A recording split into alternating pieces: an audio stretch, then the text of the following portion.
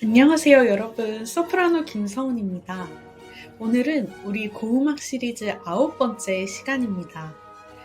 지난 시간에는 몬테베르디와 바로크 오페라의 탄생을 함께 살펴봤죠? 그렇다면 궁금하지 않나요? 그 다음엔 무슨 일이 일어났을까?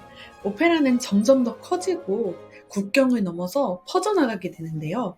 오늘은 이 멋진 이야기를 흥미진진하게 따라가 보겠습니다. 몬테베르디의 뒤를 이은 프란체스코 까발리. 그는 오페라를 더 대중적으로 더 유쾌하게 만들었어요. 재치 넘치는 하인, 잔소리 많은 유모 같은 희극적인 인물들이 등장하면서 오페라는 점점 더 친근한 예술로 변해갔습니다. 오페라가 점점 고상한 예술이 아니라 모두를 위한 이야기로 변해갔습니다.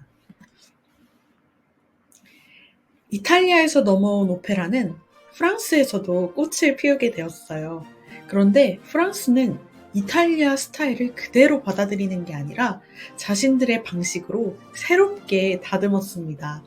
루이 14세의 총애를 받았던 릴리는 코미디 발레와 트라제디 리릭이라는 독자적인 장르를 만들어냈어요. 릴리는 단순히 노래하고 춤추는 걸 넘어서서 전체 이야기를 음악과 움직임으로 설계했답니다. 발레, 합창, 오케스트라가 모두 연결되어서 하나의 거대한 무대를 이룹니다. 특히 프랑스어의 억양과 리듬에 딱 맞는 레치타티보를 개발해서 프랑스만의 스타일을 완성했습니다. 이번에는 룰리의 오페라 아르미드에서 가장 인상적인 장면 하나를 들어보려고 합니다. 바로 2막 5장에 나오는 Enfin il est dans ma puissance 라는 아리아인데요. 번역하면 마침내 그는 내 권세 아래에 있구나 라는 뜻입니다. 이 장면은 마법사이자 여주인공인 아르미드가 자신에게 해를 끼친 기사 르노를 마법으로 사로잡은 직후입니다. 복수의 기회가 왔다고 기뻐하면서도 점점 그에게 사랑의 감정을 느끼기 시작하는 아주 복잡한 내면을 담고 있어요. 감정의 격렬함과 갈등이 음악 안에 정말 잘 표현되어 있어서 바로크 오페라 특유의 극적인 감정 전달이 어떤 방식으로 이루어지는지 이해하는 데 좋은 예시가 됩니다. 그럼 릴리의 아르미드 중에서 아르미드의 내면을 따라가며 함께 들어보시겠습니다.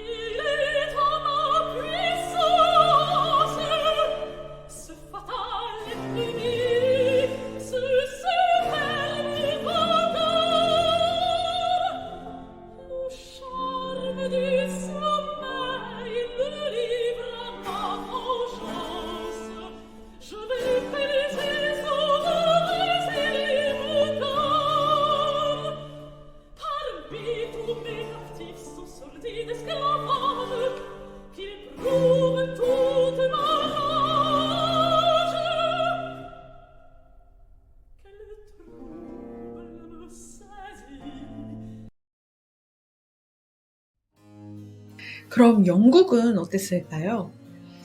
영국에서는 이탈리아 스타일 오페라가 바로 자리 잡지는 못했어요.